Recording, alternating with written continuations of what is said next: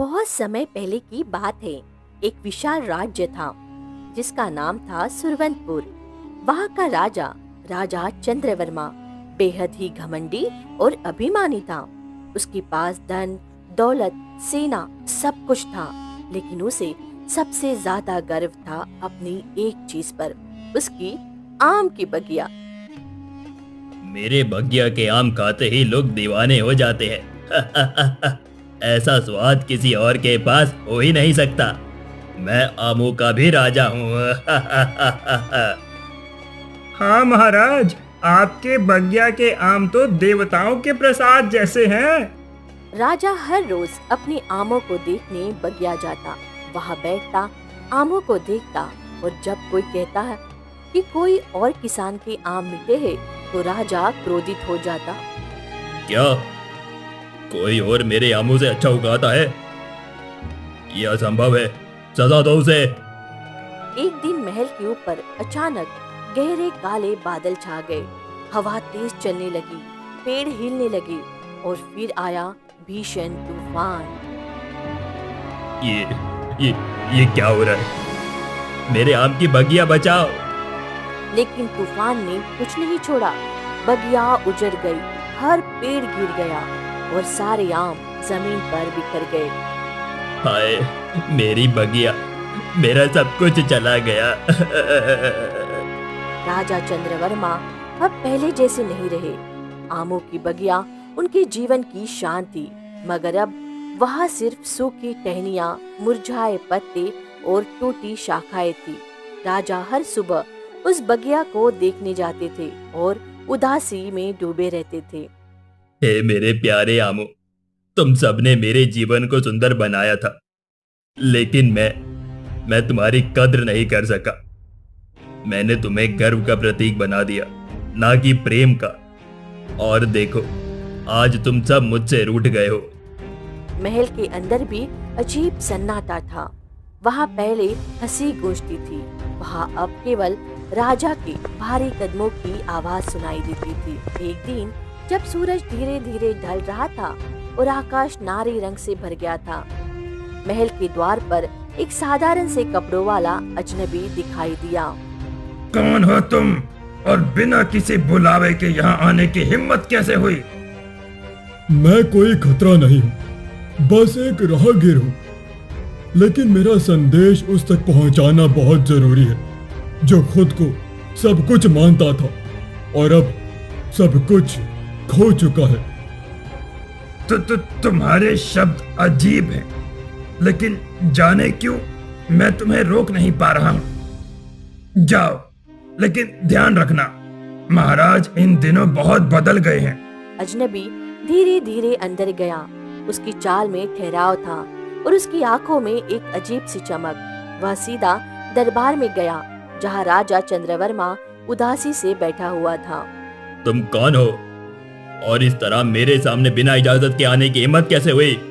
राजन, मैं वो नहीं जो दिखता हूँ, मैं वो हूँ जो तुम्हारे भीतर के घमंड को देख सकता हूँ। मैं वो हूँ जो देख सकता है कि तूफान ने सिर्फ बगिया नहीं, तुम्हारे भीतर की विनम्रता भी उड़ा दी है। अरे बस, तुम्हारी ये बातें मुझे बिल्कुल पसंद नहीं। क्या तुम जानते नहीं हो कि मैं कौन हूँ? मैं चंद्रवर्मा हूँ, सुरवंतपुर का राजा, और तुम जैसे फटेहाल अजनबी मुझे सीख देंगे? यही घमंड तुम्हें नष्ट कर रहा है। तुमने समझा कि आमों का स्वाद तुम्हारी वजह से था, पर सच्चाई यही है कि आम तब तक मीठे रहते हैं जब तक उगाने वाला प्रेम और धैर्य से उन्हें सींचता है। तुमने बस गर्व को सींचा था और उसका फल अब तुम्हारे सामने है। अच्छा, तो अब तुम मुझे बताओगे कि कैसे आमों को उगाना है?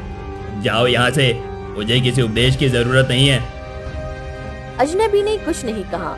उसने अपने थैले में से एक चमकता हुआ बीज निकाला और फिर से राजा के सामने रख दिया। ये बीज कोई साधारण नहीं है, ये बीज तुम्हारी मन की परीक्षा लेगा। इसे लगाओ, लेकिन याद रखो, इसे घमंड से नहीं, प्रेम से सींचना।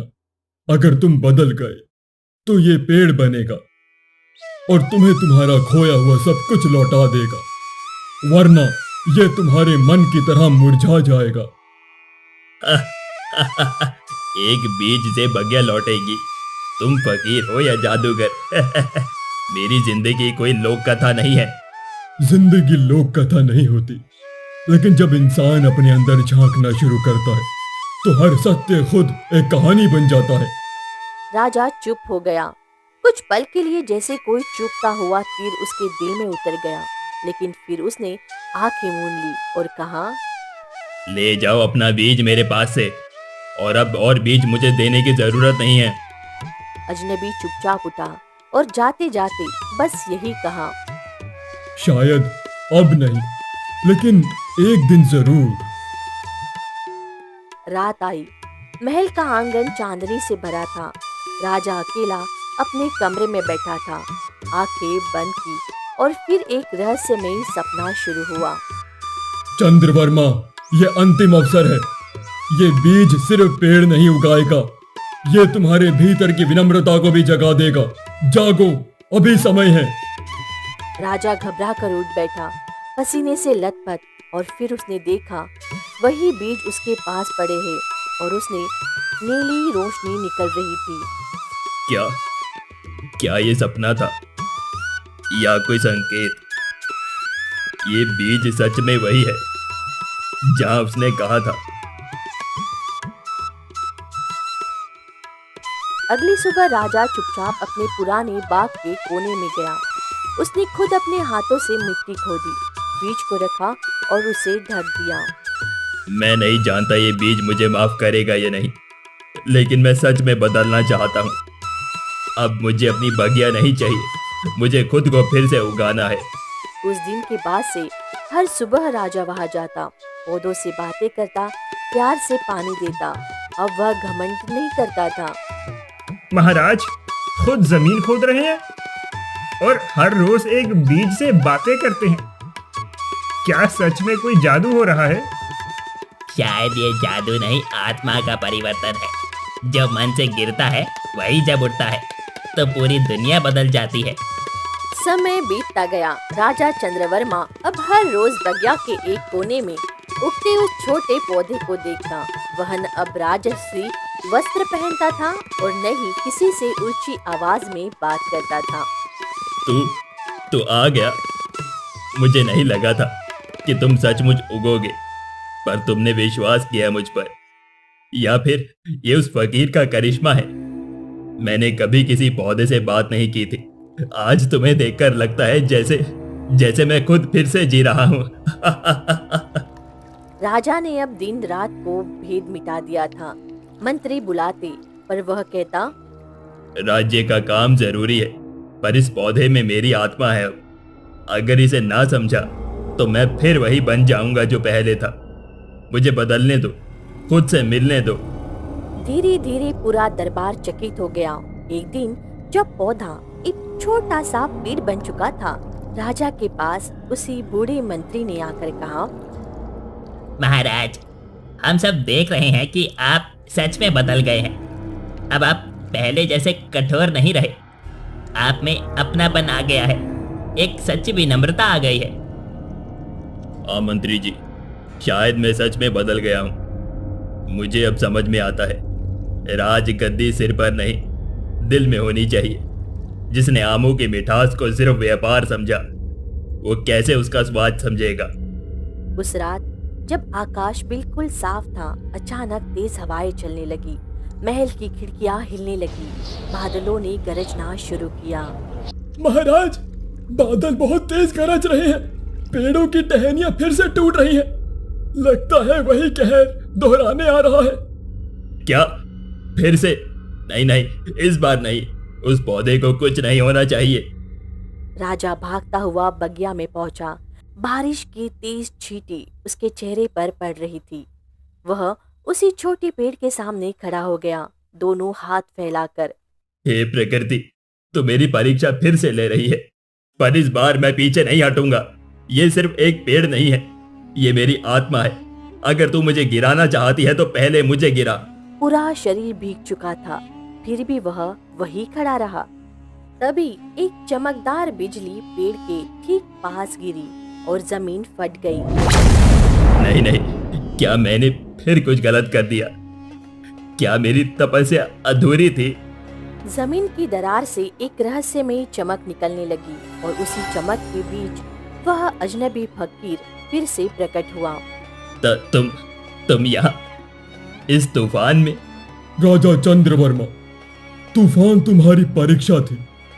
तुमने अपने घमंड की डाल छोड़ दी और अब तुम तैयार हो उस सत्य को जानने के लिए जो वर्षों से तुम्हारे महल के जमीन के नीचे छिपा था। सत्य? कौन सा सत्य? क्या क्या ये पेड़ कोई साधारण नहीं? अजनबी ने अपनी छड़ी जमीन पर मारी। जमीन फट गई और अंदर से एक सीढ़ी प्रकट हुई जो अंधेरे की गहराई में जा रही थी। नीचे चलो राजा, तुम्हारे पूर्वजों का एक रहस्य तुम्हें पुकार रहा है। एक ऐसा रहस्य जो आमों से जुड़ा है पर उससे कहीं ज्यादा गहरा है। अगर ये सच में है तो मैं जानना चाहता हूँ, क्योंकि अब मैं सिर्फ राजा नहीं, एक खोजकर्ता भी हूँ। और इस तरह राजा चंद्रवर्मा उस रहस्यमयी सीढ़ी में उतरने लगा। राजा चंद्रवर्मा अजनबी फकीर के पीछे पीछे नीचे उतरता गया। सीढ़ियाँ पुरानी थी, दीवारों पर बेलें लिपटी हुई थी और हर कदम पर हवा ठंडी होती जा रही थी। तकरीबन 100 सीढ़ियाँ पार करने के बाद वो दोनों एक विशाल अंधेरे कक्ष में पहुँचे, जहाँ दीवारें सोने जैसी चमक रही थी। एक पेड़ वहाँ उगा था, लेकिन वो कोई सामान्य पेड़ नहीं था। ये तो आम का पेड़ है, लेकिन इसकी पत्तियां नीली और ये हवा में कैसे झूल रहा है? ये कोई साधारण पेड़ नहीं है महाराज, ये है आमों की आत्मा का वृक्ष। ये पेड़ तुम्हारे पूर्वजों की आत्मा से जुड़ा है।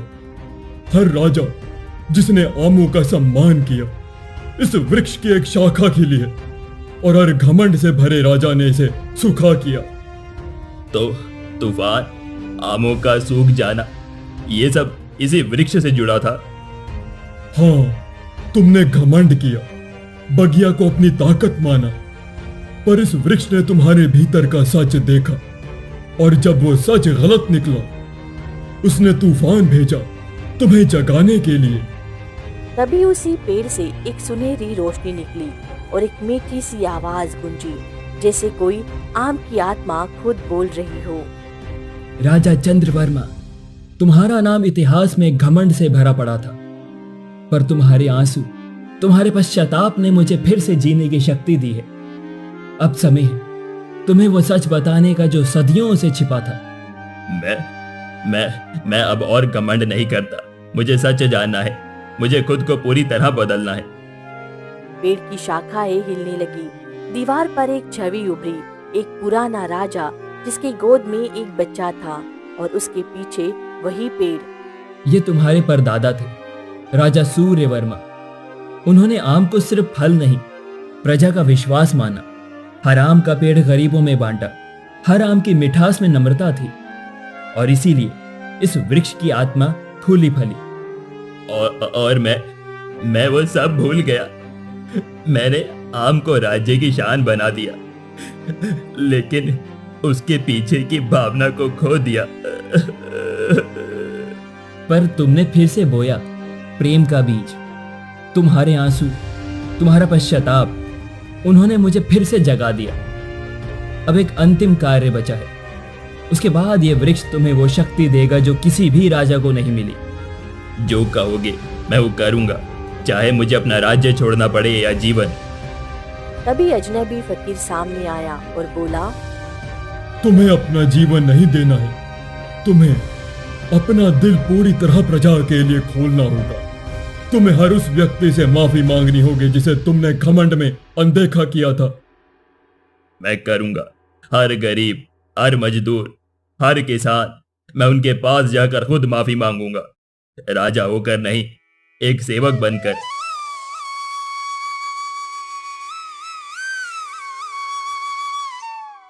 राजा चंद्रवर्मा महल के आंगन में एक एक किसान, एक एक नौकर और एक एक दरबारी से मिलते हैं। तुम वो हो जो मेरी आम की बगिया में काम करती थी। मुझे माफ कर दो, मैंने तुम्हारी मेहनत को कभी नहीं समझा। महाराज, आप अब पहले जैसे नहीं रहे। आपने मेरी बात सुनी, यही मेरे लिए बहुत है। कुछ ही हफ्तों में पूरा सुरवंतपुर बदल गया। राजा अब महल के बजाय खेतों में दिखते। वो खुद आम के नए पौधे लगाते, बच्चों को पानी देते। हर जगह प्रेम और सादगी फैल गई थी। उस दिन से सुरवंतपुर में हर आम का पेड़ राजा चंद्रवर्मा के नाम से जाना जाने लगा। एक ऐसा राजा जिसने घमंड से पश्चाताप की यात्रा की और प्रेम से राज किया।